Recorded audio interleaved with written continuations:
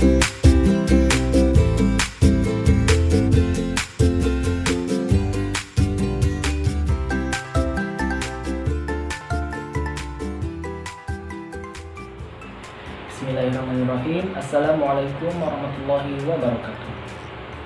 Bagaimana kabarnya teman-teman hari ini? Semoga semuanya selalu dalam keadaan sehat dan selalu dalam lindungan Allah Subhanahu wa taala. Amin ya rabbal alamin. Perkenalkan, nama saya Maulana Muhammad Rifaldi dari Prodi Pendidikan IPA, mahasiswa STKIP Sinar Cendekia. Pada video kali ini saya akan melakukan sebuah percobaan terkait dengan asam dan basa, atau untuk mengetahui indikator dari asam dan basa. Tujuan dari percobaan ini adalah yang pertama, untuk mengetahui cara membuat indikator asam dan basa dari bahan alami. Lalu yang kedua, mengetahui sifat asam dan basa suatu zat dengan menggunakan indikator alami. Perlu diketahui bahwa asam dan basa merupakan dua golongan zat kimia yang sangat penting dalam kehidupan sehari-hari. Berbagai zat yang digolongkan sebagai asam, misalkan ada asam cuka, asam citron, dan juga ada asam jawa. Bahkan dalam tubuh kita sendiri terdapat asam yang disebut sebagai asam lambung. Lalu untuk basa, kita bisa menemukannya dalam kapur sirih maupun benda-benda yang bisa kita gunakan dalam kehidupan sehari-hari seperti sabun, ya, baik itu sabun cuci, sabun mandi, dan lain sebagainya. Asam dan basa memiliki dua karakteristik yang berbeda. Nah, untuk menentukan sifat asam dan basa terdapat berbagai cara, salah satunya yaitu dengan mencicipi rasanya. Namun tidak semua asam dan basa bisa kita cicipi dengan rasa, karena terdapat beberapa asam dan basa yang sifatnya pun korosif gitu ya, tidak aman bagi tubuh kita. Maka salah satu caranya yaitu adalah menggunakan indikator, baik itu indikator alami maupun indikator buatan. Nah, salah satu indikator alami yaitu adalah kulit manggis maupun bunga kembang sepatu dan lain sebagainya. Perlu diketahui bahwa sifat daripada asam itu sendiri yang pertama adalah sifatnya yang masam, ya, rasanya masam. Lalu sifat dari bahasa itu sendiri adalah dengan karakteristik rasa yang pahit, seperti itu. Nah, untuk percobaan pada kali ini, ya, di sini saya akan menggunakan indikator alami, ya, di antaranya yaitu ekstrak kunyit, ya, ekstrak kunyit, atau saya gunakan di sini adalah bubuk kunyit, ya. Bubuk kunyit, ya, kunyit yang sudah dijadikan bubuk yang saya beli di warung. Nah, adapun untuk percobaan kali ini, ya, alat dan bahannya yang saya gunakan adalah botol plastik berjumlah 6 buah, lalu ada sedotan plastik juga sebagai pengaduk dan juga sebagai pipet, ya, nanti untuk pelaksanaan pembinaan larutannya. Lalu untuk yang lainnya, ya, di sini saya menggunakan beberapa sampel yang diantaranya adalah asam cuka, lalu ada jeruk, ya, lalu ada air sabun, lalu ada lagi larutan garam, lalu ada air suling atau air pump, dan yang satu lagi adalah larutan gula. Nah, dari semua sampel ini nantinya akan diteteskan dengan larutan dari kunyit ini sebagai indikator alami. Nah, nanti akan kita lihat perubahannya. Apakah akan terjadi perubahan pada warnanya yang akan menunjukkan bahwa larutan itu asam maupun basa ataupun netral. Dari percobaan ini diharapkan teman-teman semua menyimaknya dengan baik. Baik teman-teman semua, kita mulai percobaan kita kali ini. Dengan cara kerja yang pertama adalah kita akan larutkan terlebih dahulu kunyit ini dengan menggunakan air, ya, agar menjadi sebuah larutan kunyit. Kita masukkan dulu airnya. Oke, kita aduk terlebih dahulu supaya lebih rata.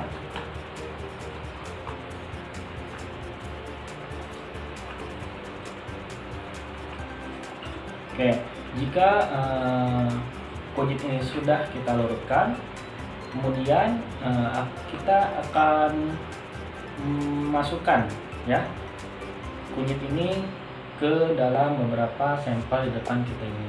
Nah, sebelumnya memang sudah disiapkan sebanyak masing-masing 5 ml ya untuk setiap sampel yang ada, baik itu asam cuka, jeruk, air sabun, air suling, larutan garam maupun larutan gula. Nah, itu sudah dipersiapkan semua.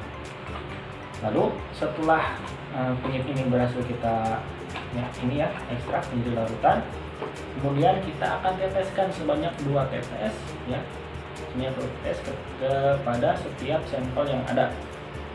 Kita menggunakan sedotan, mungkin bisa 2, bisa 3 atau bisa lebih, tapi kita akan coba 2 terlebih dahulu. Kita akan coba ke asam cuka.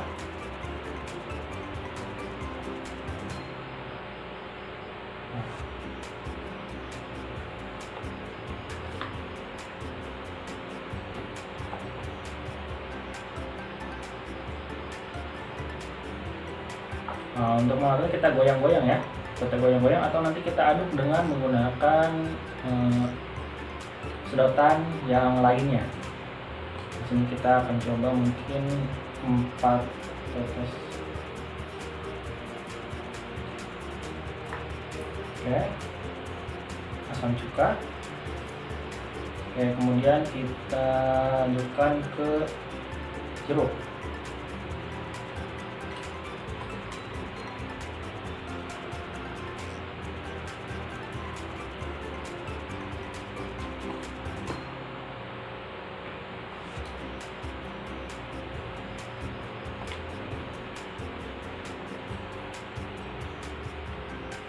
Oke, kita aduk.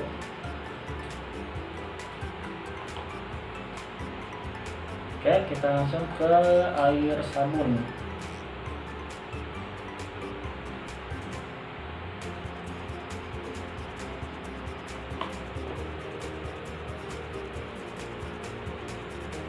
Baik, dari air sabun ini sudah berubah ya warnanya. Nanti kita akan tunggu lagi, kita masukkan ke yang lain. Oke, sebanyak 3 tetes masing-masing ya. Baru kita masukkan ke larutan garam.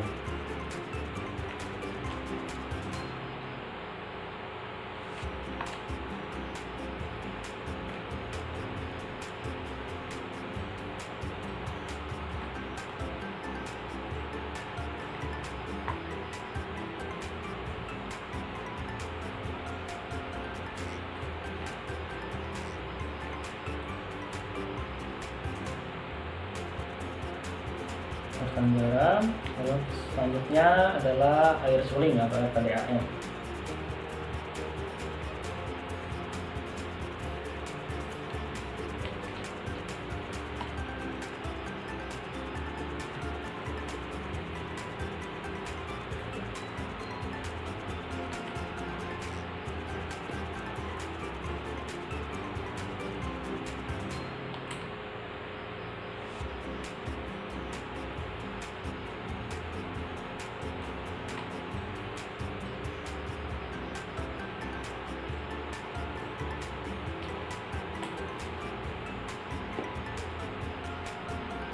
Oke, ini air suling.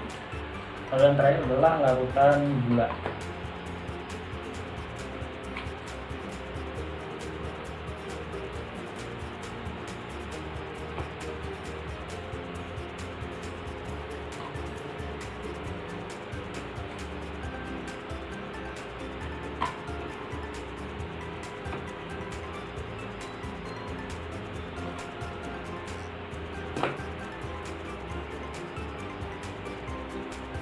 Oke, semuanya sudah diberikan larutan kunyit.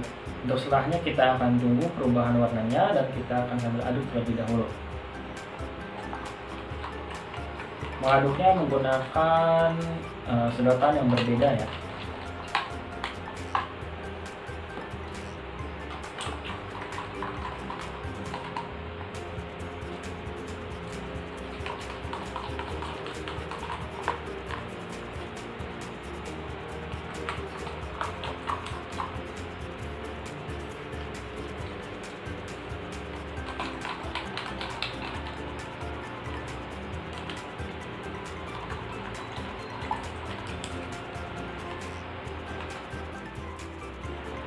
Dari teman-teman, dari percobaan tadi ya kita memperoleh 3 gradasi warna. Nah, yang pertama di sini ada air sabun ya. Di sini warnanya begitu pekat ya. Mungkin warnanya agak kemerahan ya. Oke, kita pisahkan terlebih dahulu. Lalu gradasi warna yang kedua yaitu ada air jeruk dengan asam cuka. Dia di sini warnanya kuning cerah ya. Warnanya kuning cerah. Nah, kita pisahkan.